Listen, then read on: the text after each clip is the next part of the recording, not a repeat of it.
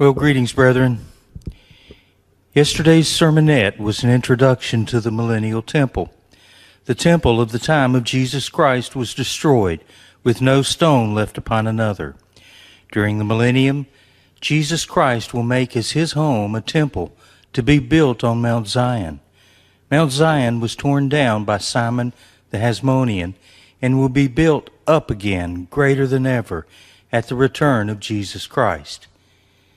Today, we will begin our description of the Millennial Temple.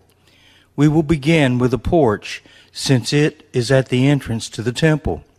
The porch is not at all what we call a porch today, but is rather a slender and graceful tower on the front of the temple. We read in 1 Kings 6:3, "And the porch before the temple of the house 20 cubits was the length thereof, according to the breadth of the house, and 10 cubits was the breadth thereof before the house."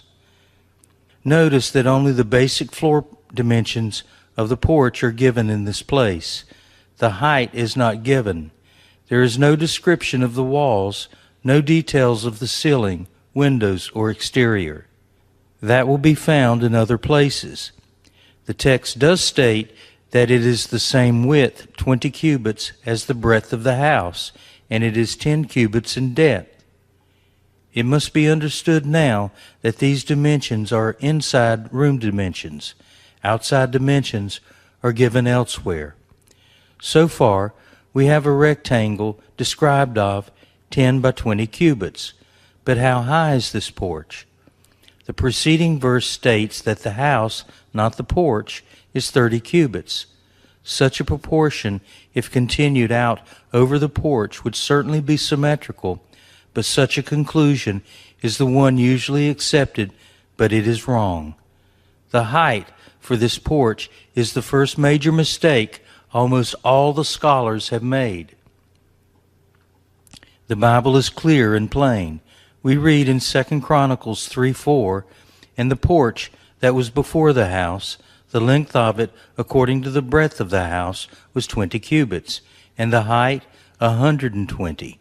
And he overlaid it within with pure gold." This has been universally rejected as being a corruption of the text, as the proportions would be completely wrong. Man's reasoning decrees that this is architecturally unsound, or that it is out of proportion, or that it would be impossible to build. The next portion of the building is the Hekal, or holy place. Hekal is the Hebrew word meaning holy place. This Hekal is the largest room in the temple. It is located immediately behind the porch to the west. 1 Kings 6:17, "And the house, that is the temple, Hekal, before the sanctuary, was 40 cubits long." We have seen how the porch and the temple were 20 cubits broad.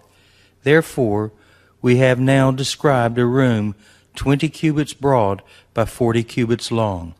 Such a room is about 40 feet wide by 80 feet long. The walls of this room were lined with boards of cedar, while the floors were of cypress. 1 Kings 6:15, "And he built the walls of the house within with boards of cedar, from the floor of the house unto the joist of the ceiling. He covered them on the inside with wood, and he covered the floor of the house with boards of cypress." These wall boards were engraved or carved with knops. Knops are gourds, and open flowers, palm trees, and cherubim. 1 Kings 6:18, "And the cedar on the house within was carved with knops and open flowers. All was cedar. There was no stone seen." 1 Kings 6:29, "And he carved all the walls of the house round about with carved figures of cherubim and palm trees and open flowers within and without." To further add to this splendor, these walls were overlaid with pure gold. 1 Kings 6:30, "And the floor of the house he overlaid with gold within and without." The expression within and without refers to the floors within the Hekal and without in the porch. Both were covered with gold and had carvings or engravings on the wall. There were windows near the ceiling in the Hekal. They would have to be over 20 cubits above the floor level, as the exterior wall was surrounded to approximately that height on the outside by the side chambers. These particular windows were unusual in their design. They were set in very thick walls of 6-cubit thickness. They were broad on the inside and narrow on the outside. On the outside they appeared rectangular in shape, with the longest dimension being vertical. And for the house he made windows broad within and narrow without. 1 Kings 6:4. The next part of the temple is called the Debir. The Debir is better known as the Holy of Holies. It consists of a smaller room of exactly 20 cubits in all dimensions. We find a description of the Holy of Holies in 1 Kings 6:19. In the oracle, the word oracle is translated from the Hebrew Debir and means Holy of Holies. He prepared in the house within to set there the ark of the covenant of the Lord. Verse 20. And the Holy of Holies in the forepart was 20 cubits in length, and 20 cubits in breadth, and 20 cubits in height thereof. And he overlaid it with pure gold, and so he covered the altar which was of cedar. Originally, this room contained the Ark of the Covenant and the 2 cherubim of olive wood. Into this inner sanctuary, the high priest was alone permitted to enter, and then only once a year, on the Day of Atonement. Verse 16. And he built 20 cubits on the sides. Sides here is translated from the Hebrew mem, which means after. So after the holy place of the house, both the floor and the walls with boards of cedar. He even built them for it within, even for the oracle, Debir, even for the most holy place. This Debir was covered with gold, just as the Hekal. In fact, the entire interior of the temple was overlaid with gold. Verse 21. So Solomon overlaid the house within with pure gold, and he made a partition by the chains of gold before the oracle, and he overlaid it with gold. Verse 22. And the whole house he overlaid with gold until he had finished all the house. Also the whole altar that was by the oracle he overlaid with gold. The Debir had no windows. None are mentioned, and there could be none because the exterior side chambers would cover them up. Solomon said at the dedication of the temple that the Lord would dwell in thick darkness. 1 Kings 8:12.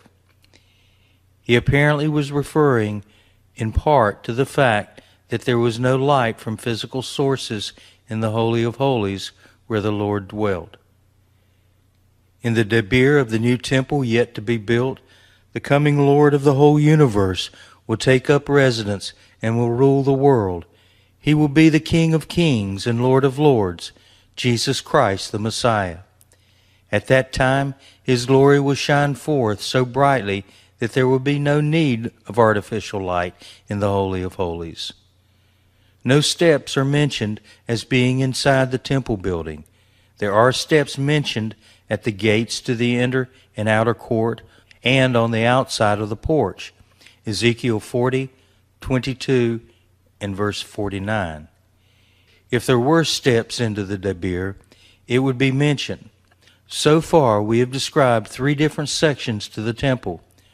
For the time being, imagine them as 3 wooden blocks, all of the same width, but with varying lengths and depths. The porch, 20 by 10 by 120. The Hekal, or holy place, 20 by 40 by 30. The Debir, or Holy of Holies, 20 by 20 by 20. That should give you a rough idea of the proportions of the principal parts of the temple. Most authorities come to about the same conclusion when it comes to the floor plan of the main part of the temple. But when it comes to the height of the porch, they are almost all in error. Now we must examine the side chambers, and here again most of the researchers have departed from the biblical description. We will begin our examination of the side chambers with Ezekiel 41:6. Before we read this verse, it should be pointed out that the King James Version has a mistake in the translation of verse 6. Based on the description of Josephus, the King James Version, along with most of the others, have interpreted and not translated this particular point. The translation by the Jewish Publication Society has faithfully transliterated the Hebrew Scriptures at this point. It is literally as stated 3 and 30 times, or 33. Even though most of the translators have followed the idea of 30 chambers and have interpreted rather than translated this passage, there is at least one other which is correct. And the side rooms were one over another, 33 in order, the Holy Bible, translated by George Lamsa. The text plainly shows that there were stories of chambers, one over another, or 3 floors. Compare 1 Kings 6:5 and 6. It also shows that the chambers were 33 times for each floor. Now, notice Ezekiel 41:6. And the side chambers were one over another 3 and 30 times. There is a very unusual arrangement for these rooms. They were arranged in 3 stories, as we shall soon see. However, their arrangement is not at all according to the common concept of architecture. Usually, the second and third stories of a building are either the same width or smaller. In the temple, each succeeding story is larger than the one beneath. God was the designer of this temple, and he does not use the same standards that man uses. Here is the Bible description and measurements of these chambers. We find the description in 1 Kings 6:5. And against the wall of the house he built chambers round about, against the walls of the house round about, both of the temple and of the debir, and he made chambers round about. Verse 6, the nethermost bottom chamber was 5 cubits broad, and the middle was 6 cubits broad, and the third was 7 cubits broad. For without, in the wall of the house, he made narrow rest round about, that the beams should not be fastened into the walls of the house. Notice that the first floor had chambers of 5 cubits broad. The second floor had chambers of 6 cubits broad, and the third floor had chambers of 7 cubits. Another unusual factor in the placement of these rooms concerns the outer wall of the main part of the temple. The temple wall, which surrounds the Hekal and Debir, was not permitted to be cut into. This wall, which encloses the inner rooms, apparently cannot be cut into because of its sacredness. The side chambers were rooms for various offices of the priesthood. In the future there may be other uses, as the following scripture implies. John 14:2. In my Father's house are many mansions. If it were not so, I would have told you. I go to prepare a place for you. Notice that there were narrow ledges in the temple wall to support the beams which hold up the successive floors and roof of the side chambers. These ledges, or cornices, are provided so that the beams will not project into the walls of the house, allowing space all around the outside wall so that the ends of the planks upholding the rows do not pierce the walls of the temple.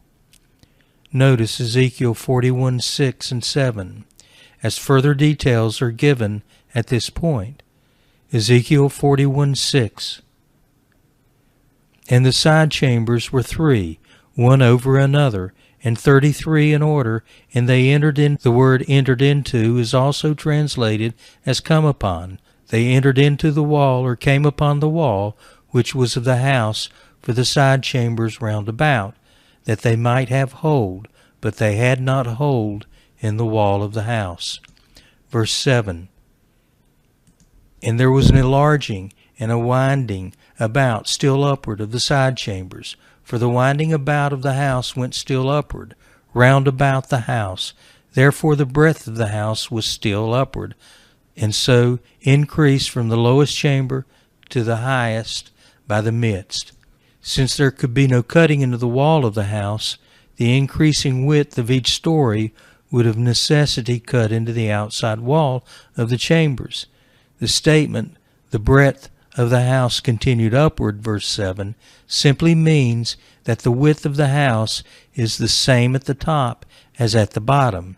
This completely discounts the possibility of there being ledges or steps in the wall of the house to hold up the floor joists. In the drawing, you will notice that the inside of the temple wall is straight, having no indentations. There are projections below each floor to support the beams. So far, we have only seen one measurement of the side chambers, that of the breadth from the temple wall outward. We still do not have the height of these rooms. The answer is found in 1 Kings 6:10. And he built chambers against the house, 5 cubits high, and they rested on the house with timber of cedar. There is still a third dimension lacking. Kings and Chronicles are silent on this important point. We know 2 of the dimensions, and we know how many chambers there are. An approximate dimension could be arrived at, but we must have an exact figure. Again, we must look to Ezekiel for the answer. And the breadth of every side chamber 4 cubits, round about the house on every side. Ezekiel 41:5. In this place, the measurement is given as the breadth. Depending on which way you look at it, either measurement of the floor dimension could be considered the breadth. Putting all these scriptures together, it is plain that we now have all 3 dimensions of these side chambers. As we shall see later, this dimension will fit within the number of chambers on each floor in the space allotted for the chambers. Where are the entrances to these side chambers? 1 Kings 6:8. The door for the lowest row of chambers was on the right side of the house, and they went up by winding stairs into the middle row, and out of the middle row into the third. Notice these points from the preceding verse. The door gave entrance to the first floor. 2. Entry to the second and third story was by a winding stair. 3. The entrance was on the right side of the house. So far, we do not know exactly where along the south side of the house the entrance is to be located. The answer is again found in Ezekiel 41:11. Ezekiel 41:11. And the doors of the side chambers were toward the place that was left, one door toward the north and another door towards the south. And the breadth of the place that was left was 5 cubits round about. In this account, it is stated that there are 2 entrances, one to the north and one to the south. This does not contradict Kings, since Ezekiel mentions doors on both south and the north, while Kings only mentions one on the south. We now have 2 entrances described, but where are they on the north and the south side? The answer was given in verse 11. Did you catch it? Both of the entrances were located in the place that was left.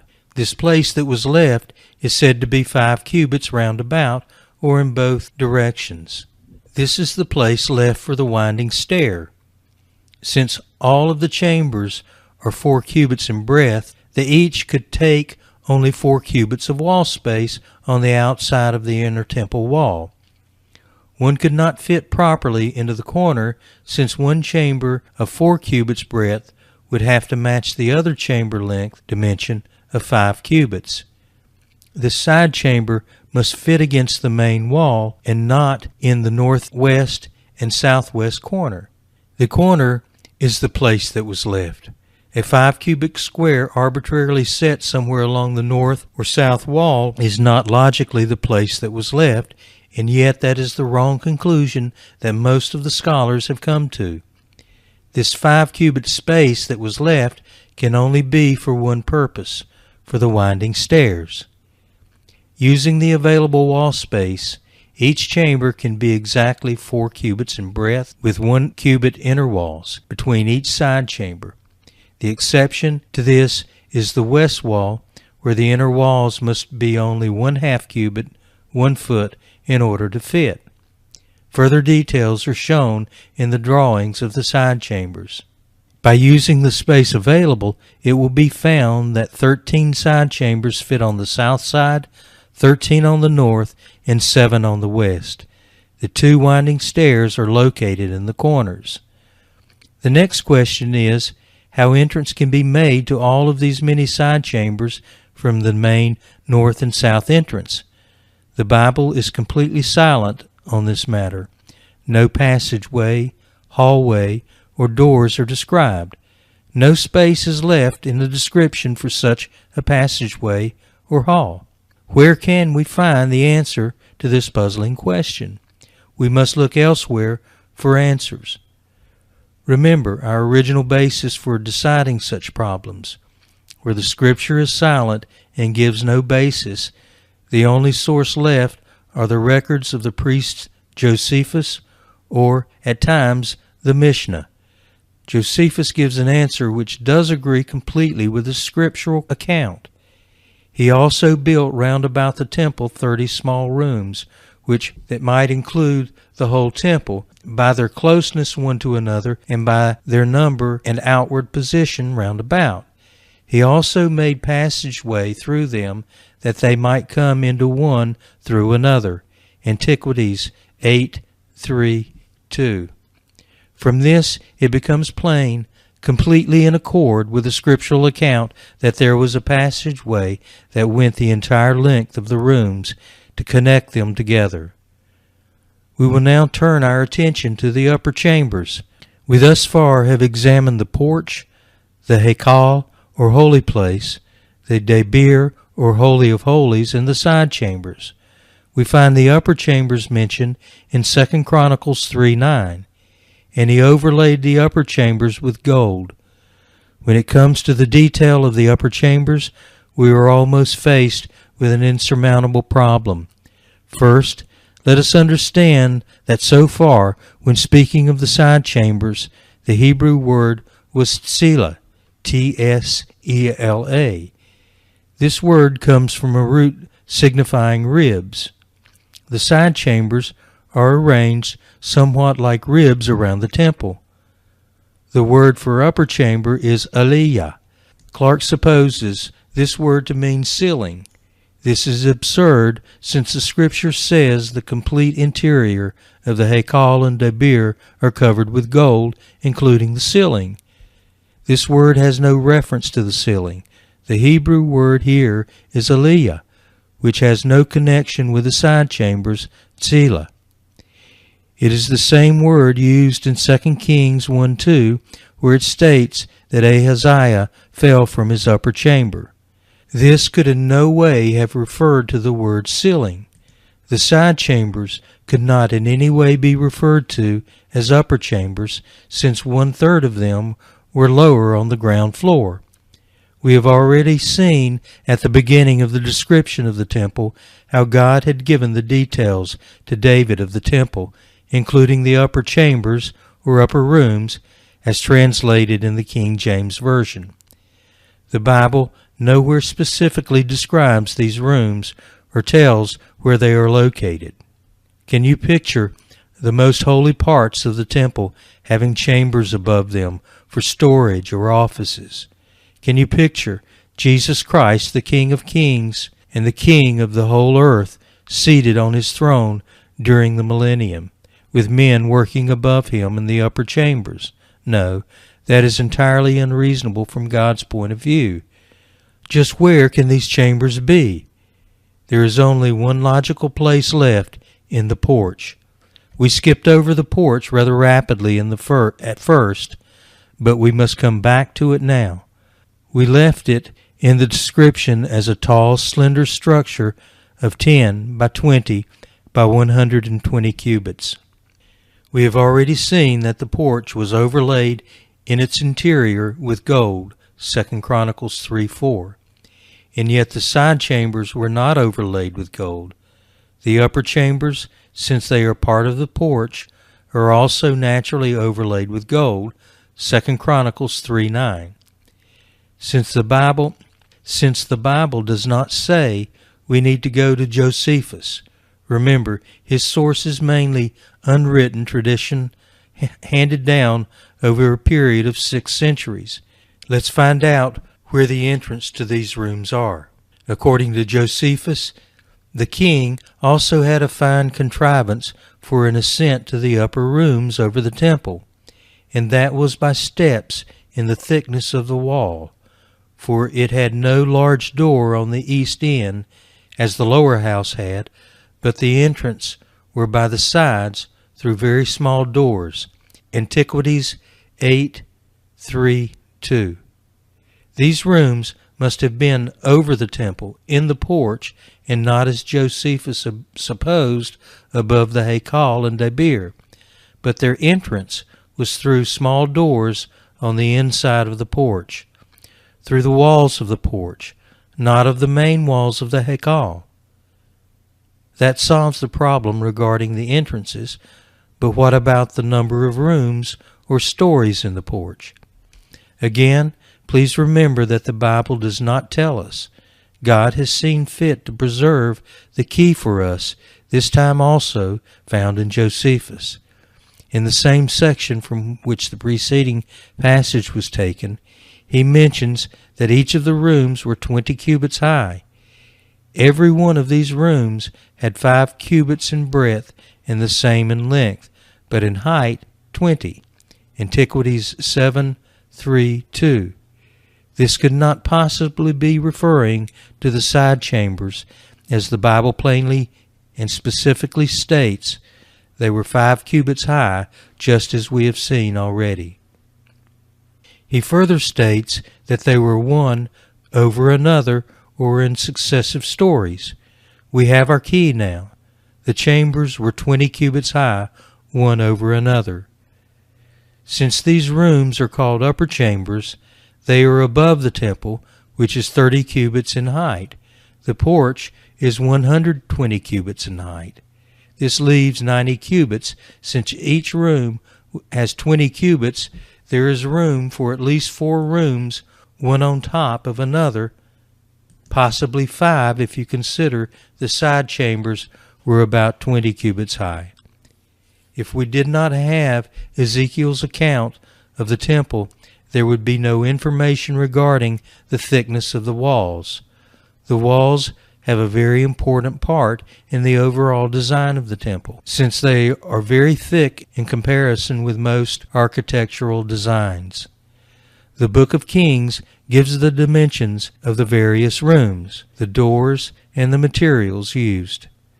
Chronicles gives the porch height, various details of embellishment, the pillars of brass, plus the altar, the molten sea, and the sacrificial implements. Ezekiel gives details of the ground floor plan, including the walls, the entrances, further details of the side chambers, and the foundations.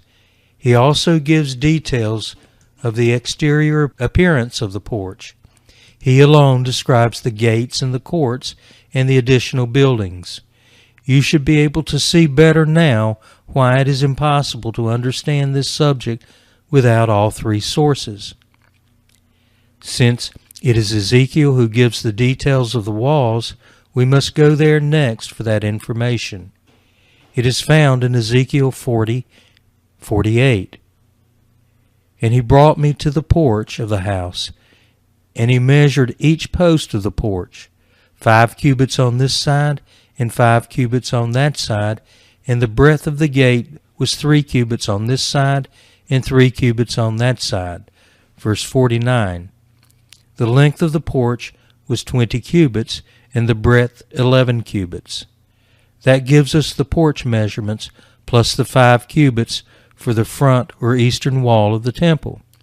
Did you notice that that last measurement was 11 cubits instead of 10 cubits? The account of Solomon's temple listed this measurement as 10 cubits. Here is just about the only stated difference between Solomon's temple and Ezekiel's temple. Now, to enter the main part of the temple, the Hekal, is summarized in Ezekiel 41:1. And he brought me to the temple and measured the posts, 6 cubits broad on the one side, and 6 cubits broad on the other side, which was the breadth of the tabernacle. And the breadth of the door was 10 cubits, and the sides of the door were 5 cubits on the one side and 5 cubits on the other side. And he measured the length thereof 40 cubits, and the breadth 20 cubits. Next is the entrance to the debir. Verse 3. Then went he inward and measured the posts of the door, 2 cubits, and the door 6 cubits, and the breadth of the door 7 cubits. Verse 4. So he measured the length thereof 20 cubits, and the breadth 20 cubits before the temple. And he said unto me, This is the most holy place. And now for the thickness of the wall of the house, which just includes the walls around the Hekal and the debir. Verse 5. Then he measured the wall of the house, 6 cubits. There was still another outer wall which encompassed the side chambers. Verse 9. The thickness of the wall which was for the side chambers without was 5 cubits, and that which was left was the place of the side chambers that were within.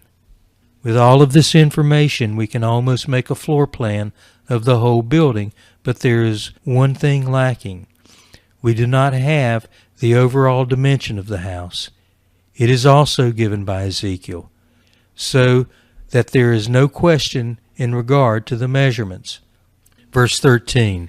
So he measured the house 100 cubits long, and the temple courtyard and the buildings with the walls thereof 100 cubits long.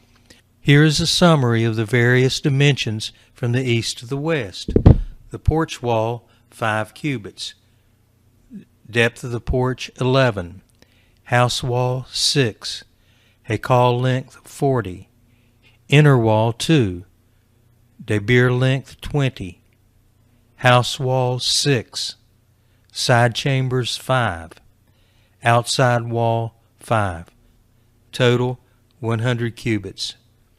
Now for a summary from the north to the south. Outside wall 5 cubits. Side chambers 5. House wall 6. Interior width 20. House wall 6. Side chamber 5. Outside wall 5. Total 52 cubits. Notice that this measurement is 52 cubits, an irregular figure.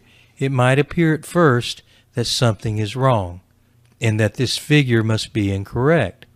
A careful check will reveal that there is no mistake.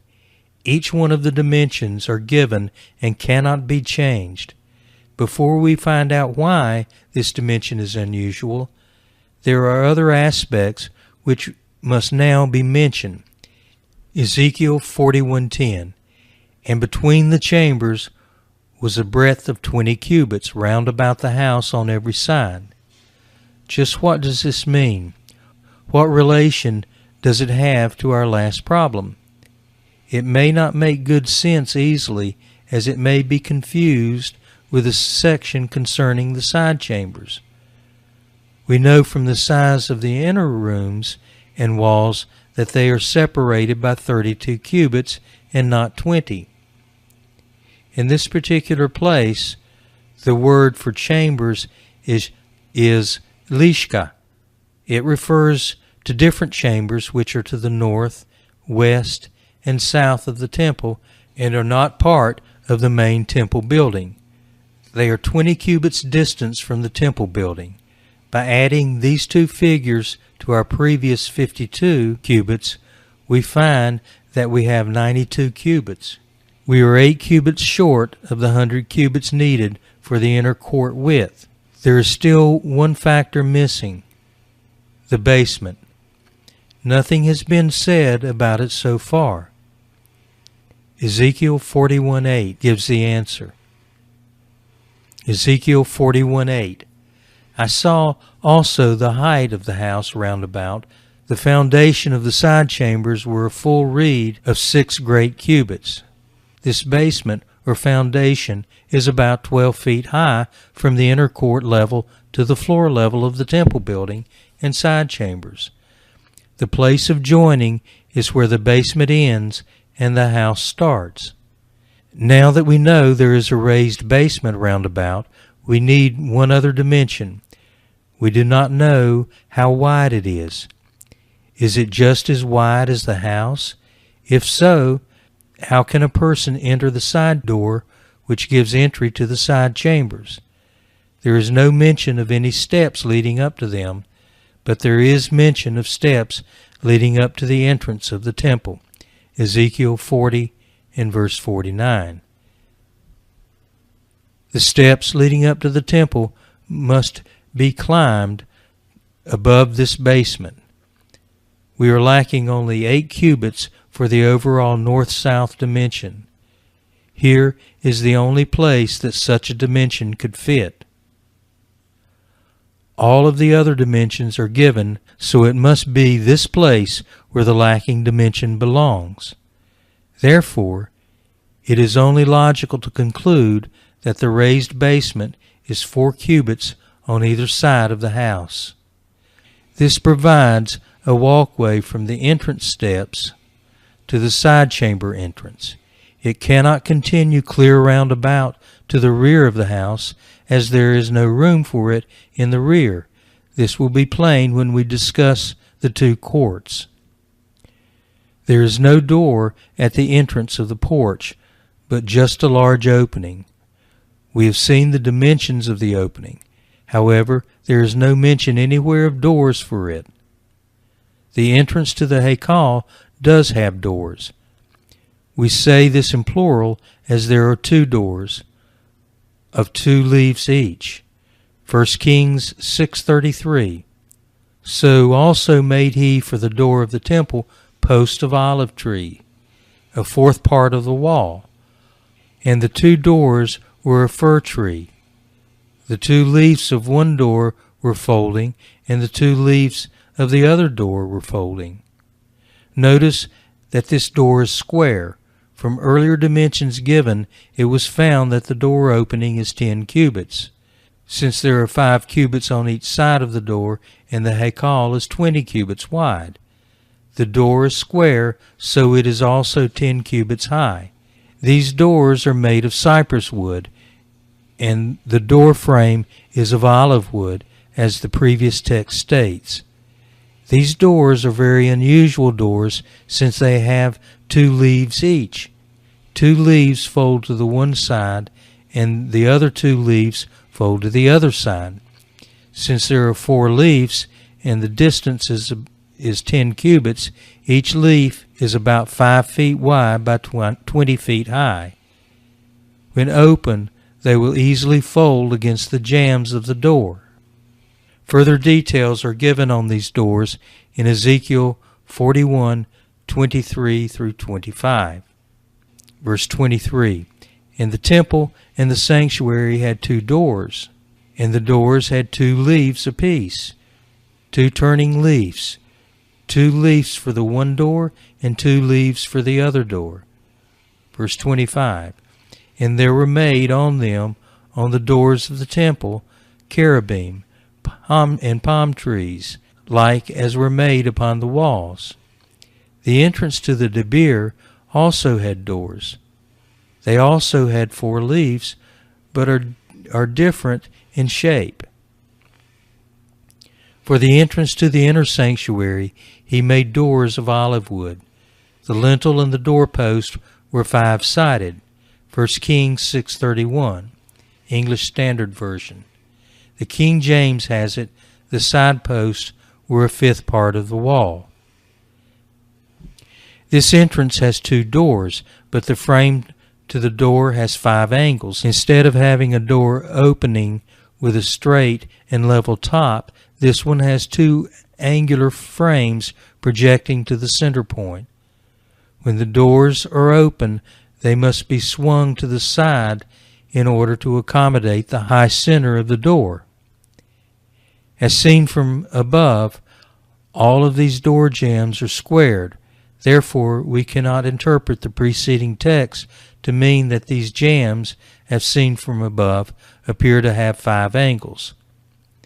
As for the temple, the jambs were square, Ezekiel 41:21. In this door, the frames of the door are of olive wood. In the case of both the door to the Hekal and the Debir, they are engraved with cherubim, palm trees, and open flowers. Over this was an overlay of gold.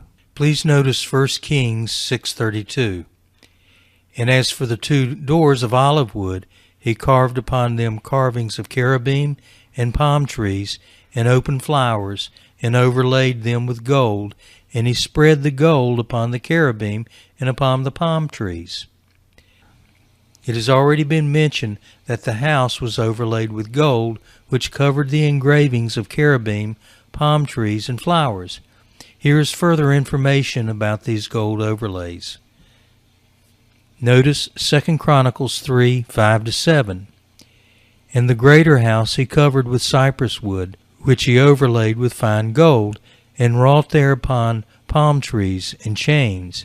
And he garnished the house with precious stones for beauty, and the gold was gold of Parvain. He overlaid also the house, the beams, the threshold, and the walls thereof, and the doors thereof with gold, and graved cherubim on the walls. Brethren, we have run out of time for this sermon. We will begin our discussion in the next sermonette with a construction material.